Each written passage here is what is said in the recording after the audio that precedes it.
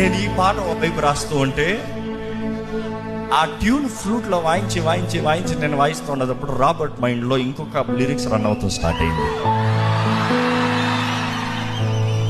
ఆయన ఆ ట్యూన్ ఇని చర్చికి బైక్లో స్టార్ట్ అయ్యాడంట.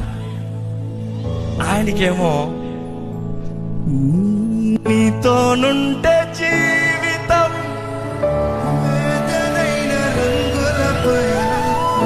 నీతోనుంటే